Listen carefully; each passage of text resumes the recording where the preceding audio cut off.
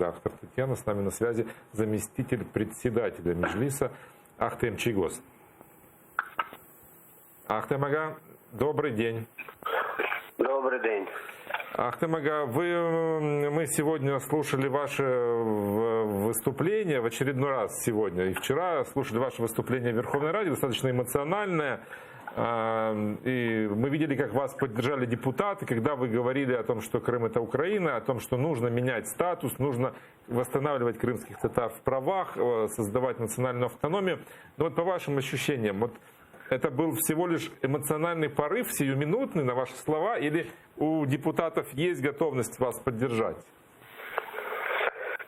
Я думаю, что часть депутатов, во всяком случае, несколько фракций, в том числе со «Слуги народа», вот сколько я общаюсь, они готовы, они понимают необходимость этого. Остальные еще, в общем-то, ждут консолидированной позиции. Но то, что встали все, как сказали мне несколько моих коллег, сказали, что вот этот Крым очень... Они на Крым реагируют в плане искренности. То есть есть искреннее желание большинства решить вопрос деоккупации, правильно я вас понимаю? Да. А кроме вот эмоциональных вот таких вот желаний, что-то, какие-то конкретные шаги есть?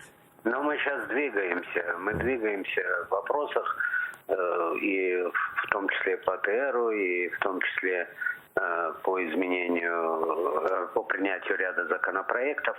Понимаете, есть, например, связанные такими, если с АТРом, то это вопросы урегулирования там согласно законов, а в вопросах, например, это тоже они понимают, что для крымско-татарского народа очень важный информационный аспект. А в вопросах принятия законов по нашим правам, там скорее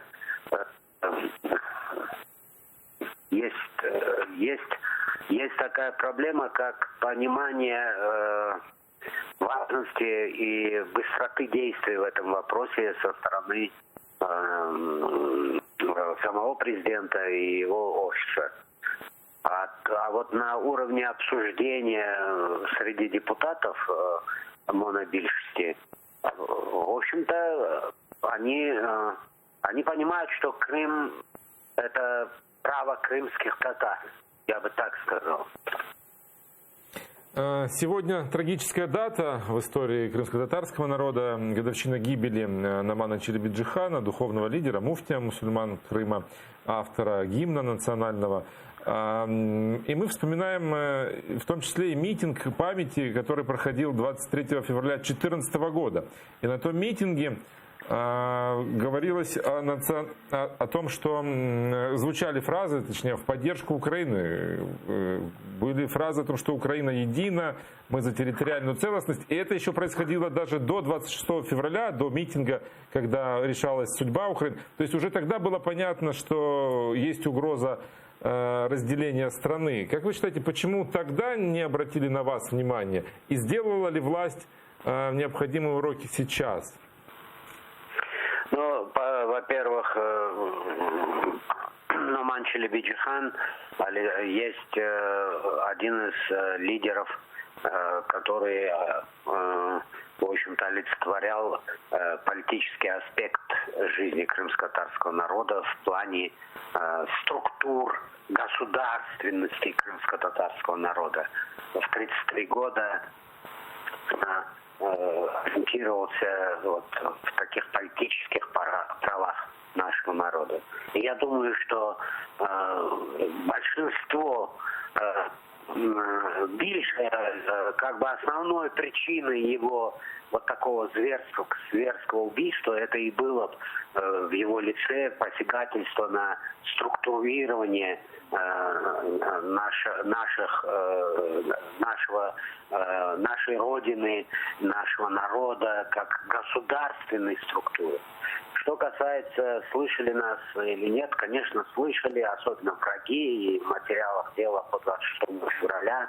Один из аспектов со стороны наших врагов звучало, я имею в виду вот этих карательных органов, прокуратура, следственные, так сказать, суды.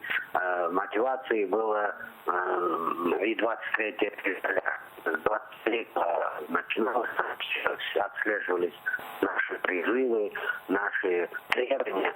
А что готов, я бы в очередь к того периода крымской власти, в своем выступлении в Верховной Раде, на мой взгляд, я достаточно четко высказался, что это провальная политика 23 лет Киева в Крыму, подыгрывание пророссийским настроениям, сепаратистским настроениям, учитывание того, что неумение противостоять и нежелание порой противостоять вот этим действиям Москвы, она всегда была в Крыму, к сожалению. Мы это всегда чувствовали. И поэтому мы угрозу воспринимали очень реально. Другое дело, что в Киеве происходили изменения в эти дни, и месяц он настолько насыщен новыми событиями в истории наших народов.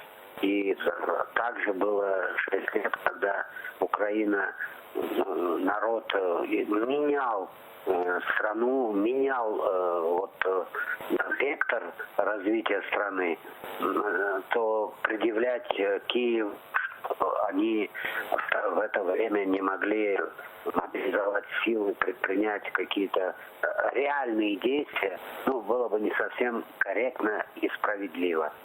Потому что власть в Крыму, она использовала вот такую ситуацию, чтобы продать Украину, продать Крым.